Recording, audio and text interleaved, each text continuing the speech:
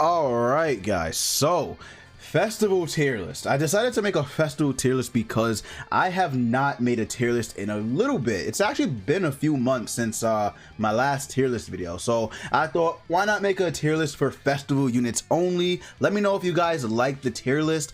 Maybe I can do some for, I don't know, specific characters or something like that. Leave me ideas down in the comments below. Also leave a like if you did enjoy the video, if you are gonna watch it, of course. So without further ado, I guess we'll just hop right into the tier list.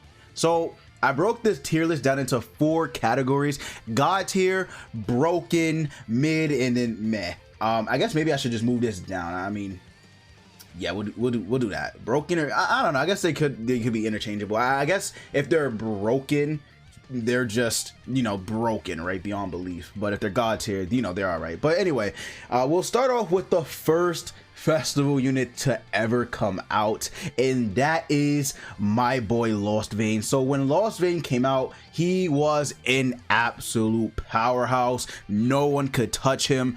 He was unstoppable. He was literally the pinnacle of power, right? But now he fell off. PvP, you can't really use him.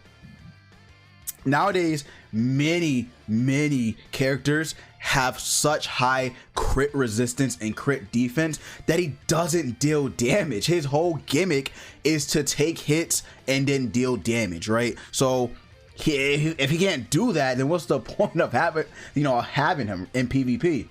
But in PvE, he is good. In PvE, he is very strong. One of the best PvE units for sure. For sure. Meliodas did not fall off in that aspect at all. He is still very strong there. So I would put him in the, I would say he's a mid festival character, right? In terms of the festival units overall in the game, he's very high tier. He's very high tier still. But in terms of just like all the festival units, looking at them, he is mid.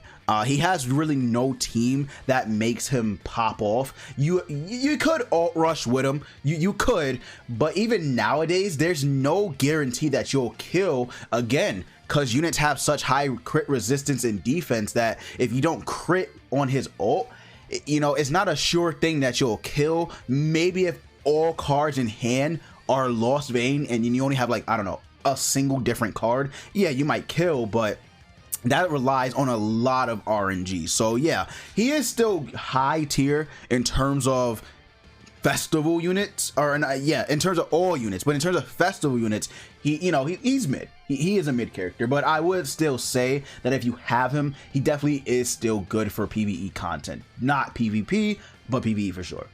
The next unit is Goddess Elizabeth. Goddess Elizabeth, we already know, there's no question. I wouldn't say she's broken. I would say she is God tier. I wouldn't say she's broken. I would say she's like God tier. The reason for that is because many characters nowadays are coming out with like sorta counters for her, but for other units as well. The best example I can give of this is probably, I want to say Diane Greendeen, the Ragnarok version. She's not like specifically meant for Goddess Elizabeth, but she works extremely well against her because of her passive. So in PvE, she can remove her shield, which is Goddess Elizabeth, you know, her gimmick. Her revive and her shield is her entire thing. So if Diane is just on the field, you can't really use your shield because Diane can take it off with her skills. So in terms of that, you know, she's not really that crazy. She can still stun, of course. She can revive, but nowadays people are becoming a lot more, I would say, I don't want to say resistant. That's not the right word, but they're becoming a lot more, I want to say just, I don't know. They're just countering her a lot more. Even if they're not meant to counter her specifically, they are still countering her in a way. Same thing goes for Margaret. You know, she wasn't really meant to counter Elizabeth. She was meant to counter Bond. But since they buffed her, she can remove debuffs. Even the stun won't work unless, of course, you stun Margaret, but you know, even the stuns won't work. So she is still God tier. Like, don't get me wrong, Goddess Elizabeth is still one of the most toxic units in this game, and that is not up for debate. She is still one of the most toxic characters, but she is still a God tier unit as well, because she, you know, she is in every single meta team that comes out, except for teams that you specifically have to run different races like Meliodas. Bond, you don't have to run the same race, but Arthur, Twigo, Easton, Guillemot, like those units are all humans, right? Those are all human units, and they work very, very well with Bond. You can't just, I mean, you could use Goddess a little bit with Bond, and that could work, but but she is in most of the teams that you use in PvP anyway. So yeah, she's very, very strong. King is honestly probably is he a mid or meh unit? I would argue he kind of is a meh unit, but at the same time he's like mid as well, because King helps a lot in certain PvE scenarios. In PvP, he's not that great. He's really not that great, especially with Margaret around, because you can just cleanse off any debuff. So he's not that good. And with Gother, yeah, Gother too. Like if we look at Gother again wasn't really made to counter King, but he does. He really does counter King because of the fact that on rank 1, he can disable buff skills, and rank 2 and above skills on enemies. It's very unfortunate for my boy King, right? It just is. And then on rank 3, forget about it. He just really just cucks him. But King isn't like the worst unit ever. Again, in terms of units overall, I would say he's still pretty up there. I would give him an S if I was ranking him out of all units in the game. I would give him definitely an S, because he can work in PvE, certain scenarios. Like for example, Super Awakening coin farming.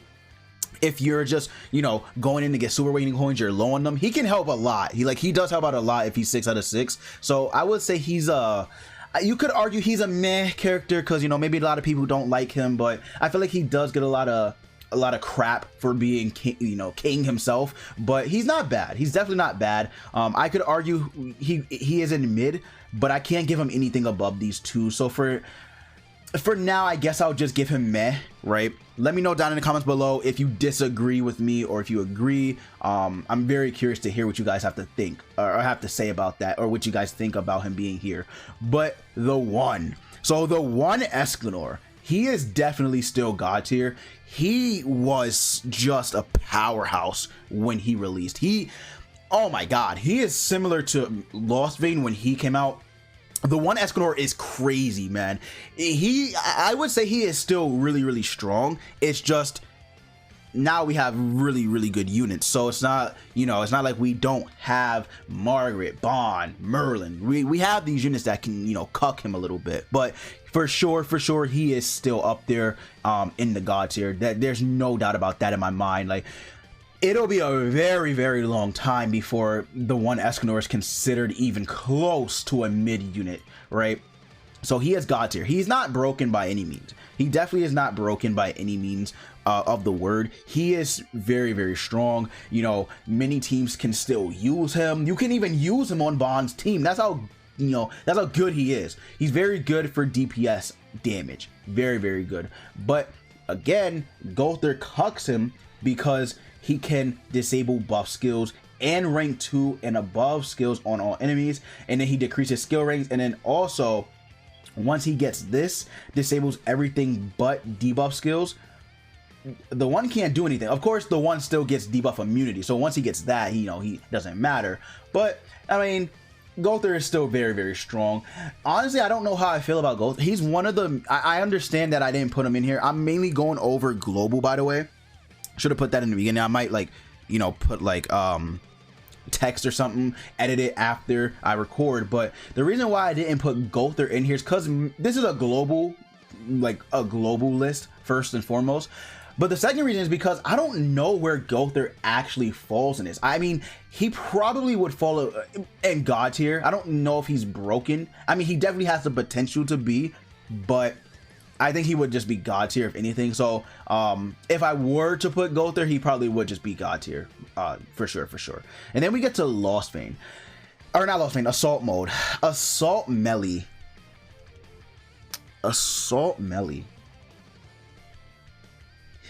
See, this is a weird unit, definitely, because you can put him in mid.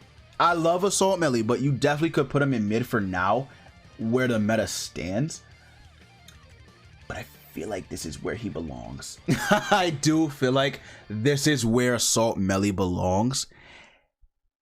I do. I feel comfortable putting Assault Melee in the God tier. And a lot of you might not agree.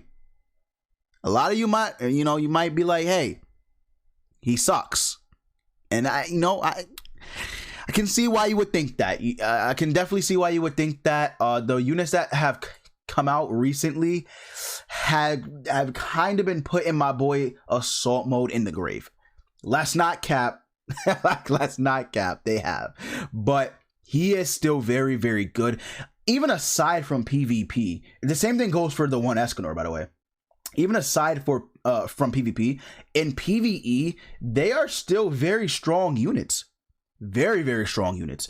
So that's one of my reasons for putting him in God tier. But another reason is just that, you know, he is still good. It's not like he's a bad unit whatsoever. I mean, yeah, you mean like, yo, he's bad. He's shit. Sure, you know, be my guest. But for me personally, I still feel like he can put up a fight in the meta. It's going to take a lot of RNG and a lot of, you know, moving cards around and stuff like that. But he definitely can. And he is one of the units that will continuously get buffed throughout, you know, the demon clan race being updated. So once we get more demons and stuff like Assault Mode Estarossa, a new Chandler, Demon Chandler, right? Even another Cusack, Zeldrus, Derriere, Monspeed, he can still keep getting buffed up depending on how those units work. So keep that in mind. But for sure, I would say he is still a God tier unit.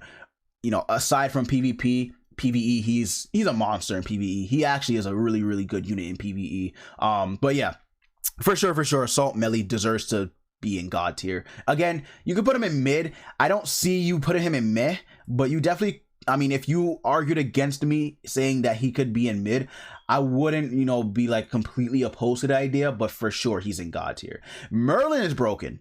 Merlin is broken. I don't care what anyone says. Merlin is absolutely broken. She has stood the test of time. I feel like she is one of those units that we overlooked completely. Merlin is really, really strong for a festival unit. Even with Gother out, she is very, very good because Gother cannot, and again, Gother cannot stop her until he gets to rank 3. Because once he gets to rank 3, that is when he can stop everything but debuff skills and you know, rank 2 and stuff like that. This is single-handedly, by the way, one of the best cards in the game once it reaches rank 3. It is one of the best cards in the game off rip, but it probably is the best card in the game once it gets to rank 3. It's a very, very strong debuff skill. Very, very strong. I mean, you could use this against her because let's say she has rank 2 skills, she's screwed. But Merlin does not have buff skills. She only has an attack and debuff skills. So even then, she's still performing very, very well with a rank 1 power strike. She's still doing very, very good damage. And let's not forget, this Gother buffs her as well. Because unlike Halloween Gother, he can increase her attack related stats, and that is a dangerous thing right there. So he works very, very well with Merlin because of the fact that he can increase her attack related stats. And then if you put Ludo with her, it's even more powerful. So yeah, this Gother like shadow buffed Merlin in a way. She's broken. She can literally put up a fight against any of these festival units. It's insane. Maybe not Bond as much, but with the right team setup, she definitely can.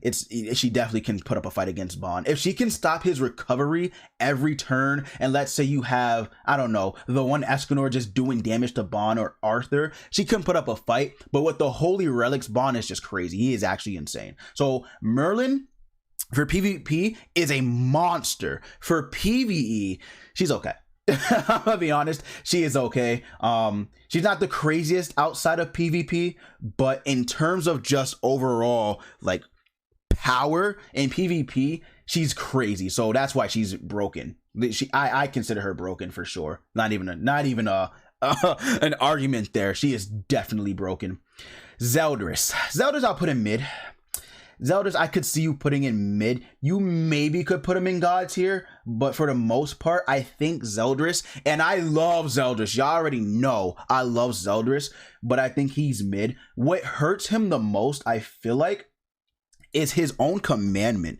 His own commandment, ironically, hurts him a lot, because if you try and run him with units that rely on crit, for example, assault melee, or I don't know, the one Escanor, they get screwed over by his commandments. So I mean, it does suck. It does suck that he reduces crit chance and crit damage, you know, by 30% once it's maxed out. It can help you too, but it hurts him on his team. And that is the thing that sucks, right? That it hurts him. So it's unfortunate, but it is what it is. His debuff skill is very powerful. His cleave card is very powerful. His passive is very powerful. So with all that combined, you know, he is a very, very goated unit. Like I said, in terms of units in the game, he's still top tier. But when you look at it from a festival unit only perspective, he's mid. He's mid. You're gonna run the one Escanor, Goddess Elizabeth over Zeldrus.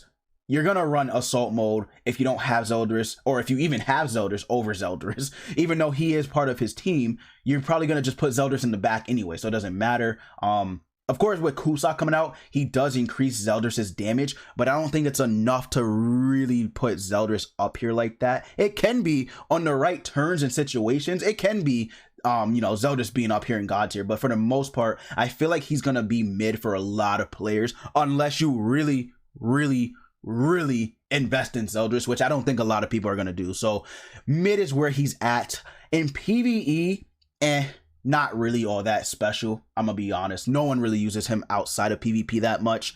So he's definitely a mid character for sure. Bond, I don't really even need to say anything else. Bond is just, with his holy relic and his team's holy relics, it's not even fair. It's honestly not fair. Because Arthur, if you guys don't know, Arthur just got a holy relic, and he actually, if you don't kill him, he has what, actually, yeah, he has what Rugal has. Is the game news up? Yeah. Can we look at this? Let me see. Open up in a new image. Okay. Let's zoom in real quick. If you do not kill Arthur, he will remove all debuffs from him, fully heal himself if he survives with 20% HP or less. That is very, very similar, by the way, to Rugal. Rugal, if you guys remember, he will you know, he will increase all his stats when he lives with what, 50%? It's been a minute. Yeah, if he survives with 50% HP or less, he will increase all his stats by 15%, remove all debuffs, and then heal himself completely. So that's where the similarities with Arthur and Rugal are, and that is ridiculous with Bond, because Bond increases max HP, so does Arthur, so does Twigo. It's insane. And then Twigo taunts, increases defense related. It's not fair. There's no other way to put that. It's not fair. So Bond is broken. Like, his team, himself, he is broken. I don't know what else to say. I have seen him kill Margaret teams with ease with holy relics on the team. It's insanity, yo. I didn't think they would buff Bond, but they definitely did. They definitely did for sure. It's insane. Outside of PvP, you won't use him too much, I don't think, unless you really, really want to, but he definitely is still really, really good for PvE content. Like final boss and stuff like that, he can be really good. You know, Tower Trials really good and stuff, so very, very strong units. Margaret, same thing goes for her.